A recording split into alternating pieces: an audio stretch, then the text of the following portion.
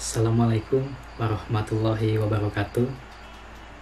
Semangat pagi adik-adik calon peserta didik SMK Negeri 1 Horowangi tahun ajaran 2021-2022.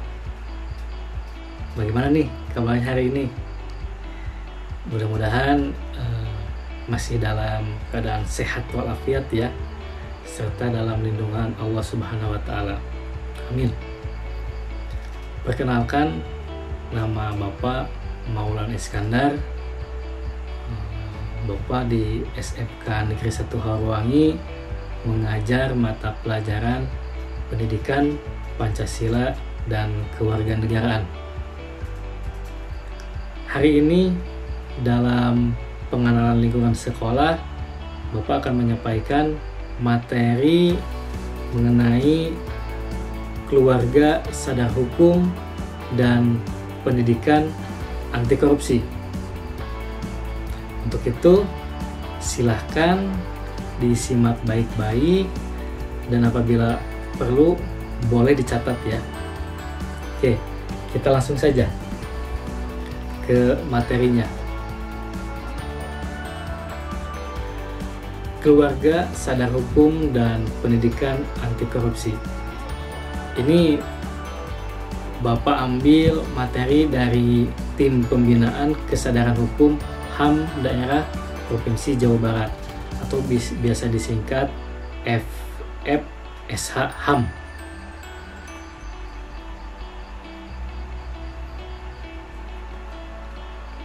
Nah, kesadaran hukum dapat diartikan sebagai kesadaran seseorang atau suatu kelompok masyarakat kepada aturan-aturan atau hukum yang berlaku. Kesadaran hukum ini sangat diperlukan oleh suatu masyarakat.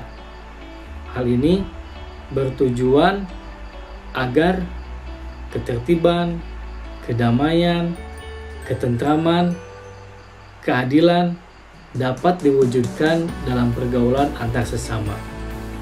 Tanpa memiliki kesadaran hukum yang tinggi, tujuan tersebut akan sangat sulit dicapai.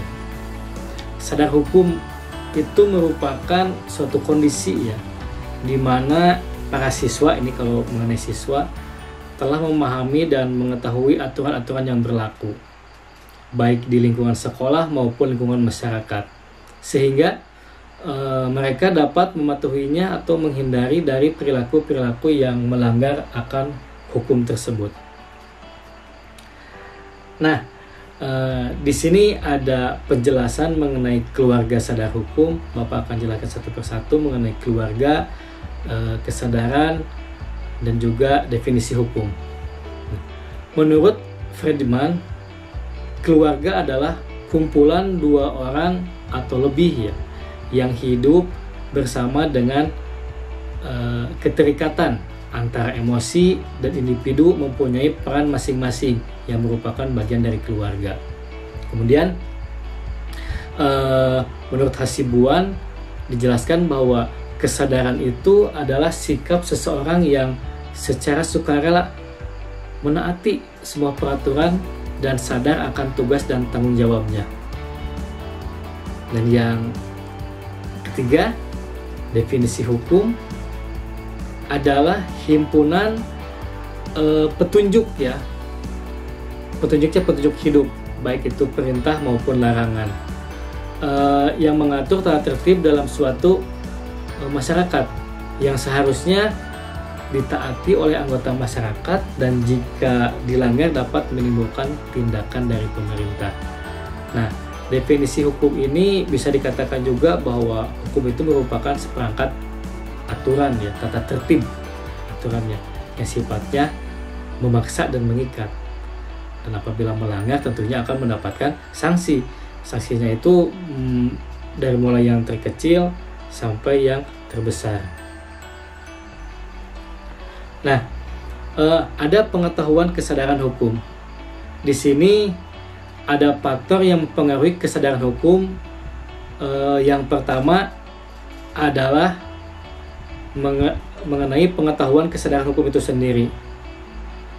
peraturan dalam hukum harus disebarkan secara luas ya, tetapi telah sah.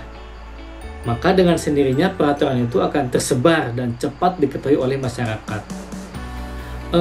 Seseorang yang mengetahui bahwa perilaku-perilaku tertentu itu telah diatur oleh hukum, tentunya akan bisa memalah memilih mana yang baik dan juga mana yang buruk. Nah, di sini bahwa pengetahuan kesadaran hukum itu yang pertama itu wajib, ya, wajib dilaksanakan oleh semua pihak atau warga negara hukum suatu sistem yang digunakan untuk mengatur. Dan yang kedua, munculnya hukum itu adanya manusia. Munculnya hukum itu adanya norma yang mengatur. Kemudian ada rambu-rambu kehidupan masyarakat. Nah, fungsi hukum di sini mengikat, mengatur, mengatur semua aturan kehidupan serta regulasi. Dan yang keempat di sini bahwa pengetahuan kesadaran hukum itu adalah sanksi. Sanksi dalam pengaturan jalannya roda pemerintahan. Sanksinya ini seperti Bapak katakan tadi tergantung dari istilahnya kesalahan yang diperbuatnya. Nah, hukum dan sanksi ini sejatinya tidak pernah terjadi ya apabila kesadaran hukumnya tinggi. Apabila masyarakat kesadaran hukumnya tinggi, hukum dan sanksi ini sejatinya tidak akan pernah terjadi. Serta hukum itu memiliki sifat yang mengikat dan memaksa. Mengikat, memaksa. Mau tidak mau kita harus mengikuti aturan yang dikeluarkan oleh pemerintah atas dasar kesadaran hukum yang dimiliki oleh masyarakat itu sendiri. Nah, selanjutnya di sini ada pemahaman kesadaran hukum. Di sini ada pertanyaan nih, bagaimana agar bisa terwujud kesadaran hukum itu? Harus bagaimana? Yang pertama harus dengan tindakan. Adanya pelanggaran akan timbul sanksi dan mentaati aturan penghargaan. Di sini ada tindakan. Ketika ada orang yang melanggar, ditindak. Nanti akan timbul sanksi ya. Sanksinya bisa berupa denda, kurungan, dan yang lainnya. Yang kedua, adanya pendidikan. Memiliki pengetahuan, pemahaman, kesadaran hukum itu sendiri dan menerima pendapat orang lain. Ini pendidikan. Dan yang ketiga, adanya kampanye. Macam-macam bentuk pengenalan terhadap hukum dikampanyekan. Oleh orang-orang yang diberi tugas ya misalnya itu. Nah, next, apa itu keluarga sadar hukum? Di sini ada dasar hukumnya mengenai keluarga sadar hukum. Ada peraturan menteri, peraturan kepala badan pembinaan, sampai ke peraturan gubernur Jawa Barat. Nah, keluarga sadar hukum atau istilahnya disebut sebagai kadarkum adalah wadah ya. Di sini wadah yang berfungsi menghimpun pelajar, generasi muda, dan warga masyarakat. Kemauannya ini berusaha sendiri untuk meningkatkan pemahaman tentang kesadaran hukum bagi dirinya dan juga orang lain. Adanya pembinaan. Pembinaan adalah suatu upaya peningkatan kualitas pemahaman tentang kesadaran hukum. Sasarannya di sini bagi para pelajar, kelompok muda, maupun masyarakat. Pelaksanaannya oleh tenaga penyuluh atau para duta hukum. Nah, kesadaran hukum di sini adalah nilai-nilai yang hidup di dalam setiap aparatur dan masyarakat dalam bentuk pemahaman dan ketaatan atau kepatuhan terhadap norma hukum dan peraturan perundang-undangan. Adapun tujuan dari kesadaran hukum atau tadi disingkat kadarkum, tujuan yang pertama yaitu untuk mewujudkan kesadaran hukum aparatur dan masyarakat bagaimana masyarakat sadar terhadap hukum atau terhadap peraturan perundang-undangan yang dibuat oleh pemerintah. Yang kedua, setiap aparatur anggota menyadari hak kewajibannya sebagai warga negara. Dan yang ketiga, tujuannya adalah untuk mewujudkan budaya hukum.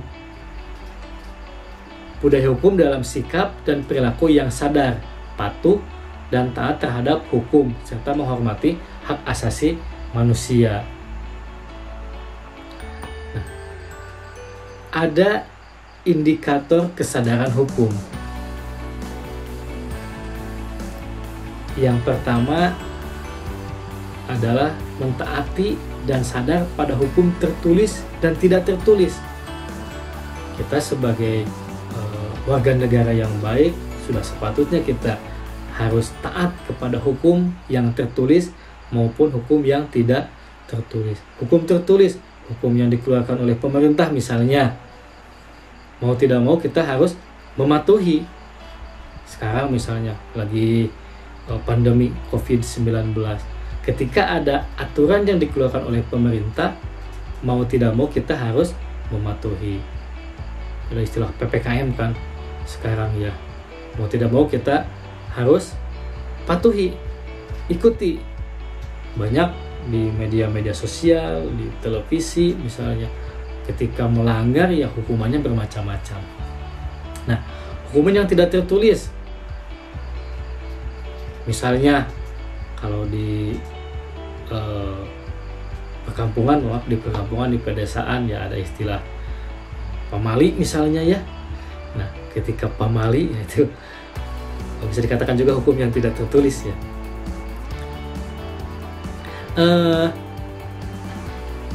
Kemudian pengetahuan tentang isi peraturan ini istilahnya seseorang bisa menyadari dan paham aturan hukum sebagai dirinya. Misalnya sebagai pelajar, bagaimana seorang pelajar itu harus tahu hak dan kewajibannya misalnya, ataupun sebagai anak misalnya, menyadari dan paham aturan hukum sebagai anak misalnya itu. Kemudian sikap taat pada norma etika yang berlaku di masyarakat sudah menjadi kewajiban ya.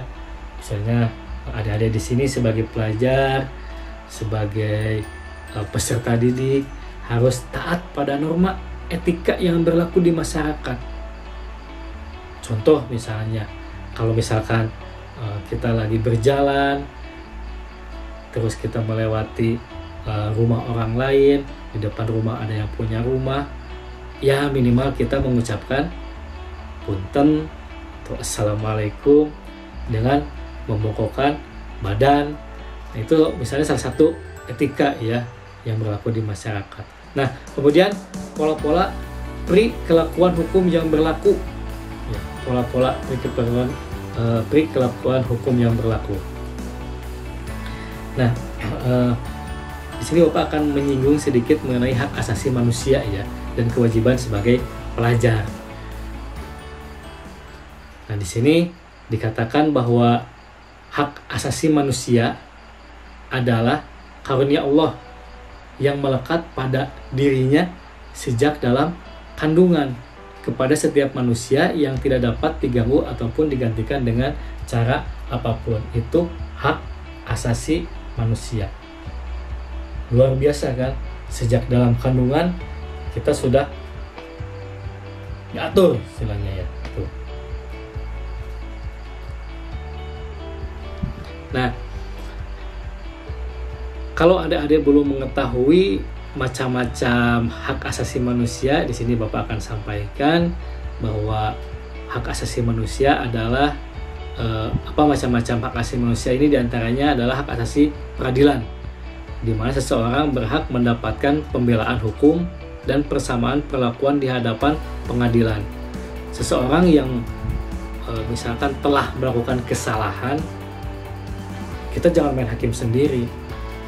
Kita serahkan saja seharusnya kepada pihak yang berwajib, karena di situ setiap misalnya terduga atau pelaku ini berhak mendapatkan pembelaan hukum, ya, dan persamaan perlakuan di hadapan pengadilan.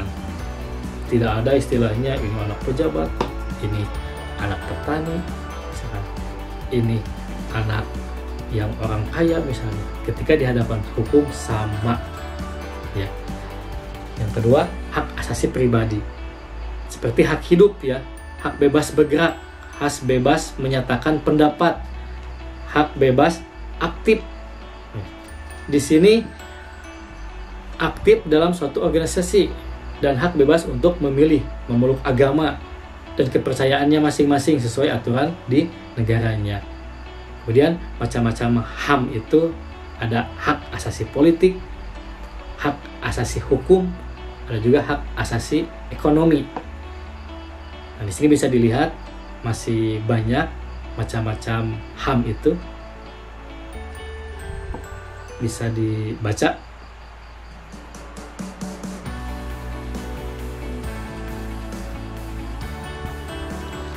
Next.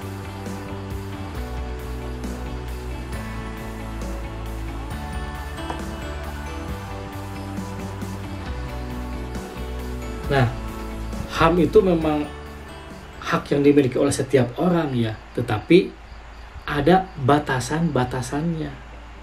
Nah, di sini pembatasan HAM itu dikatakan bahwa setiap orang wajib menghormati hak asasi orang lain dalam tertib kehidupan bermasyarakat dan bernegara. Di sini di dalam menjalankan hak dan kebebasannya, setiap orang wajib tunduk kepada pembatasan yang ditetapkan oleh undang-undang. Dengan maksud di sini semata-mata untuk menjamin pengakuan serta penghormatan atas hak dan kebebasan orang lain untuk memenuhi tuntutan yang adil sesuai dengan pertimbangan moral, nilai-nilai agama, keamanan, dan dalam suatu masyarakat ketertiban umum demokratis. Nah, di sini nih, sebagai pelajar, kewajibannya harus bagaimana? Hak asasi manusia sebagai pelajar. Nah, kewajiban pelajar diantaranya ini harus menghormati hak asasi manusia orang lain. Kita sebagai pelajar, misalkan kalian sebagai pelajar harus menghormati hak asasi orang lain. Misalnya, bijak dalam melaksanakan hak asasi manusia dan hormatilah hak asasi manusia orang lain. Jadi kita harus menghormati hak asasi orang lain. Contoh misalnya, ketika punya teman misalkan yang berbeda agama, kita harus saling menghormati. Kemudian hak asasi manusia tidak berarti bebas mutlak, karena ada HAM orang lain di dalamnya. Jadi tidak bebas, tidak mutlak. Ada hak asasi orang lain di dalamnya. Ya, ini harus melaksanakan hak asasi manusia secara bertanggung jawab. Kemudian ada mentaati peraturan perundang-undangan. Kita harus mentaati peraturan perundang-undangan. Kalau di sekolah misalnya sebagai pelajar, ya kita harus mentaati peraturan yang ada di sekolah. Datang tepat waktu, pakaian sesuai dengan jadwalnya. Kalau misalkan bolos harus pasti ada sanksinya. Nah, di sini mentaati peraturan perundang-undangan. Di dalam HAM ada pertanggungjawaban. Anak-anakku yang atau adik-adik yang Bapak banggakan, meskipun ya suasana kita sedang pandemi dan PLS juga dilaksanakan secara daring, tapi Bapak harapkan kalian bisa tetap mengikuti dan juga tetap semangat dalam menjalankan aktivitas sehari-hari. Dan intinya dalam kondisi sekarang ini ya setidaknya kita harus bisa menjaga kesehatan sebaik mungkin. Nah, kita akan berlanjut ke materi selanjutnya, ini mengenai pendidikan anti korupsi. Ada implementasi pendidikan anti korupsi di Jawa Barat Ini berdasarkan FFSH HAM Jawa Barat. Implementasi pendidikan anti korupsi di Jawa Barat ini ada rancangan Pergub ya, pendidikan anti korupsi di Jawa Barat. Pergub ini dirancang selaras dengan arahan pemerintahan pusat. Peraturan Gubernur tentang pendidikan anti korupsi dirancang dengan melibatkan seluruh OPD di dalam implementasinya. Inseri melalui beragam aktivitas di setiap OPD sehingga bersifat preventif. Ada Perbub, Perwal Kabupaten Kota di Jawa Barat selaras dengan Pergub Jawa Barat. Nah, seperti ini Pergubnya, terlalu kecil ya. Oke, kita lanjut saja. Nah, rencana implementasi pendidikan anti korupsi di Jawa Barat di bidang pendidikan. Pendidikan anti korupsi ini diimplementasikan melalui manajemen berbasis sekolah. Penyelenggaraan pendidikan anti korupsi di Jawa Barat dilaksanakan dengan kegiatan yang diantaranya ada intrakurikuler, ada kokurikuler, ada juga ekstrakurikuler. Mungkin nomor 1, nomor 2 bagi kalian asing ya. Nah, Bapak akan coba jelaskan satu persatu. Nah, kegiatan intrakurikuler ini adalah kegiatan utama ya persekolahan yang dilakukan dengan menggunakan alokasi waktu yang telah ditentukan dalam struktur program. Kegiatan ini biasanya dilakukan oleh guru dan peserta didik dalam jam-jam pelajaran setiap hari. Jam 7 sampai jam 3 misalnya, atau jam 7 sampai jam 12. Ini dilakukan oleh guru dan peserta didik dalam jam-jam pelajaran setiap hari. Ini mengenai intrakurikuler. Nah, kemudian ada kokurikuler. Kokurikuler adalah kegiatan yang menguatkan kegiatan intrakurikuler. Seperti misalnya ketika kita setiap hari belajar di sekolah misalkan kan jenuh juga ya. Nah, di sini ada kegiatan kokurikuler, misalnya mengunjungi museum atau ke tempat edukasi ya lainnya yang ada di sekitar misalnya. Yang ketiga ada ekstrakurikuler. Nah, ekstrakurikuler ini adalah kegiatan yang lebih bersifat ke minat siswa biasanya. Pengembangan diri, baik itu olahraga, seni, kegiatan keagamaan, dan yang lainnya yang ada di sekolah. Kebetulan di SMK Negeri 1 Harawangi eskulnya banyak juga ya. Nanti mungkin ada yang menjelaskan yang mengenai kegiatan ekstrakurikuler yang ada di SMK Negeri 1 Harawangi. Nah, di sini ada rencana implementasi pendidikan anti korupsi di Jawa Barat di bidang pendidikan. Pendidikan anti korupsi diselenggarakan dengan mengoptimalkan fungsi kemitraan pusat ya. Kemitraan Tri Pusat Pendidikan. Ini meliputi sekolah, keluarga, masyarakat. Sekali lagi, kemitraan istilahnya pendidikan anti korupsi ini dioptimalkan fungsi kemitraan Tripusat Pendidikan yang meliputi sekolah, keluarga, dan masyarakat. Sekolah misalnya, pembiasaan, nilai-nilai utama dalam keseharian di sekolah, atau memberikan keteladanan antar warga sekolah itu di sekolah. Di keluarga ada lagi, di masyarakat ada lagi, memperkuat orang tua sebagai pemangku utama kepentingan pendidikan misalnya. Tuh. Ya. Ini rencana implementasi pendidikan anti korupsi di Jawa Barat. Nah, muatan materi pendidikan anti korupsi di Jawa Barat ini diimplementasikan melalui kurikulum dan pembiasaan. Pembiasaan ini tentunya lebih ke arah karakter mungkin ya. Muatan materi pendidikan anti korupsi dengan mengembangkan kurikulum muatan lokal sesuai dengan kebutuhan dan karakteristik daerah satuan pendidikan dan peserta didiknya.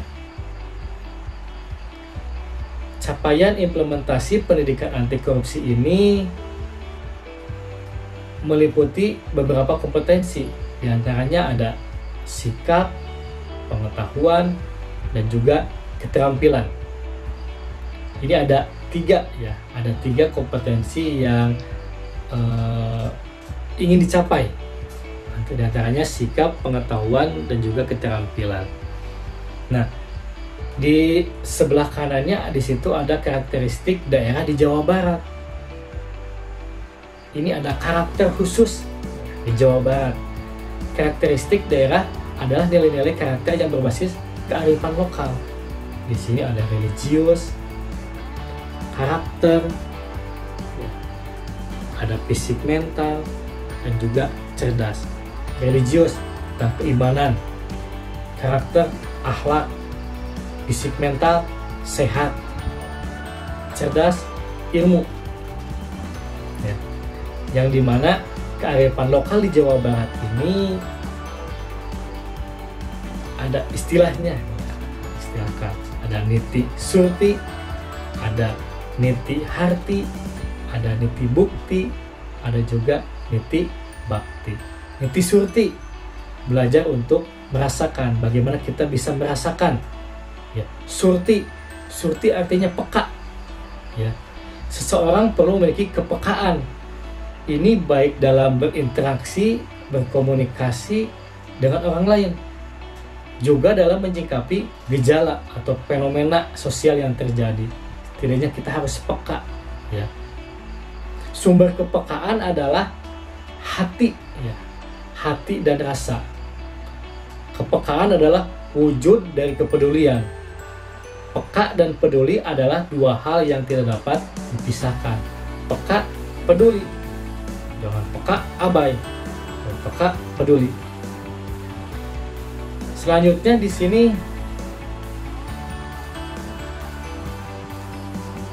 niti harti.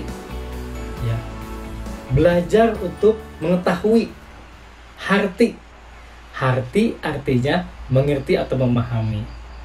Intinya, seseorang perlu memiliki wawasan yang luas, mampu memahami dan melaksanakannya dalam kehidupan sehari-hari.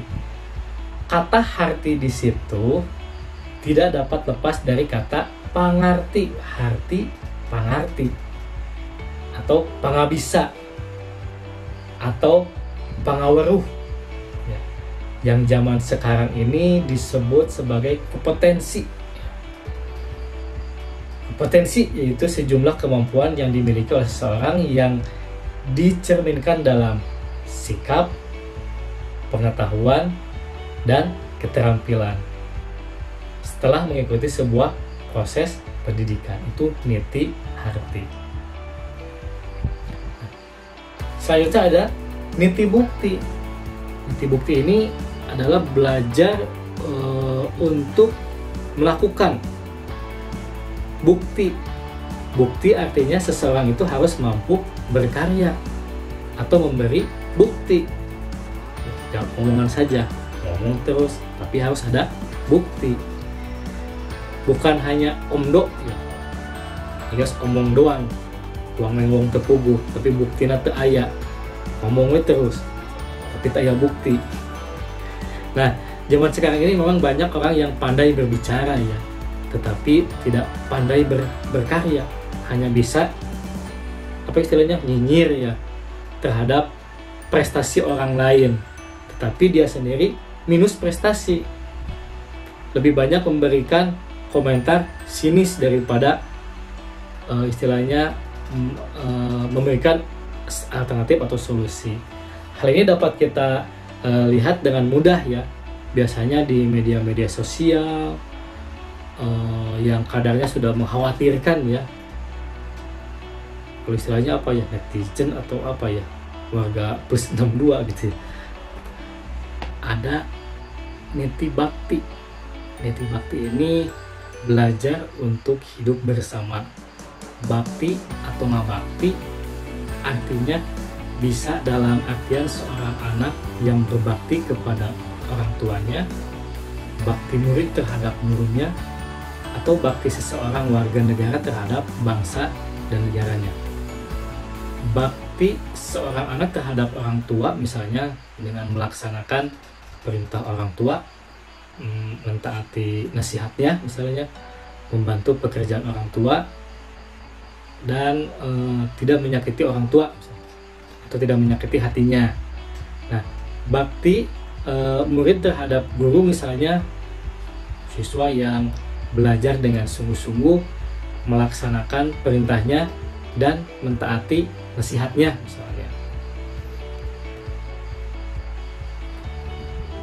Nah, tadi ada niti surti, niti harti, niti bukti, niti bakti. Setelah itu ya ada istilah niti jadi, ya, niti jati atau sajati. Ketika keempat komponen tadi disatukan, ini akan menjadi manusia yang unggul, ya, manusia yang harmonis dengan alam sekitarnya.